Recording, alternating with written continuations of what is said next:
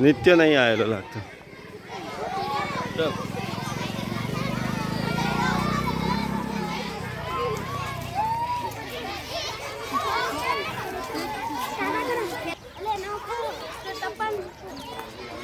टपाल अंदर वारा परती एक एक जणी नाखो अंदर, नाखो अंदर धीमे थी जो आ बताओ नाखो। हाँ नाखो अंदर सरस। चलो बीजो आवा भाई।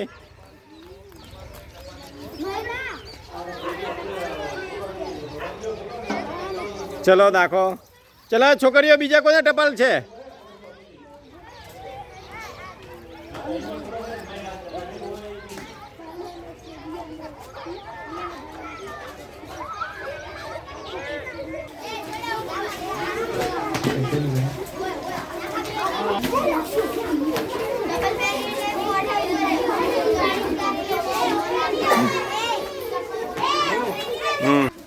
બધા પોસ્ટ ઓફિસની મુલાકાત આવે આને શું કહેવાય? Post office. શું કહેવાય? Post office. જ્યારે બેંકો નથી એ વખત અંગ્રેજો સરકાર જ્યારે શાસન કરતા એ વખતથી આપણી પોસ્ટ ઓફિસો ચાલે છે. કેટલી સમયથી? અંગ્રેજો સરકાર જ્યારે શાસન કરતા ને એ વખતથી. બરાબર. એમાં હવે આપણે પોસ્ટ ઓફિસમાં સારી સારી સુવિધાઓ મળે. હમણાં હાલ પોસ્ટ કાર્ડ, અંતરદેશી કવર એવી બધી વસ્તુઓ આવતી હતી જ્યારે મોબાઈલની સુવિધા નથી એ વખતે.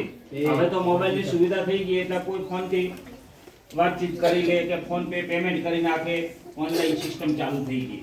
અને પહેલાં દરેક 15 પૈસાનો પોસ્ટ કાર્ડ આવતો, હવે 50 પૈસા છે. આ 15 પૈસાનું આવતું. એમાં 15 પૈસાનો પોસ્ટકાર્ડ જ્યારે ત્યારે જ્યાં આપણે લખીએ ને અહીંથી 100, 200, 500 કિલોમીટર દૂર ત્યારે આ પોસ્ટકાર્ડ ત્યાં જતું ત્યારે એમને સમાચાર મળતા. એ વખતે સુવિધા નથી. હાલ તમે 2-4 વિદ્યાર્થીઓ હમણાં અંદર પોસ્ટકાર્ડ નાખ્યા છે. અહીં એડ્રેસ લખવાનું હોય છે અને જે તે વિગત લખી અને પાછળ મોકલનારનું સરનામું કરી અને રવાના કરવા. આ પોસ્ટકાર્ડ છે. અને પોસ્ટકાર્ડ કહેવાય. શું કહેવાય?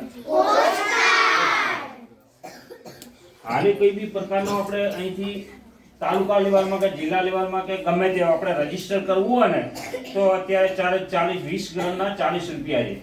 બરાબર. 20 ગ્રામ સુધી, 20 ગ્રામથી વધુ થઈ જાય તો એનો ચાર્જ અલગ હોય.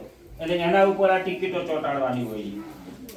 આ ટિકિટો આ ટિકિટ 5 રૂપિયા વાળી આવે, 10 વાળી આવે, 20 આવે, પણ 40 રૂપિયાની ટિકિટ ચોંટાડીએ કવર ઉપર. બાવલા સાંભળજો. બરાબર. અને આ રજીસ્ટર પાર્ટીને રૂબરૂ જ મળે. બીજા જે પોસ્ટમેન વેચવા માટે આવે તો બીજા કોઈ પાર્ટીને આપી ન શકે. પહેલા તો રજીસ્ટરમાં સહી કરાવતા અને આપતા. અને હવે તો અમારે એ સિસ્ટમ છે, ઓફિસનો મોબાઈલ જ છે સીધો. એમાં હજી મૂળાઈ ચાલે છે જે તે રીતે, પણ ગામડામાં તો અત્યારે જ્યારે પોસ્ટમેન ટપાલ વેચે ને એટલે એની અંદર આમ જ સહી કરાવવાની. 6,000-7,000 રૂપિયા બોનસ એના ખાતામાં ઓટોમેટિક જમા થાય છે. LICમાં 3 વર્ષ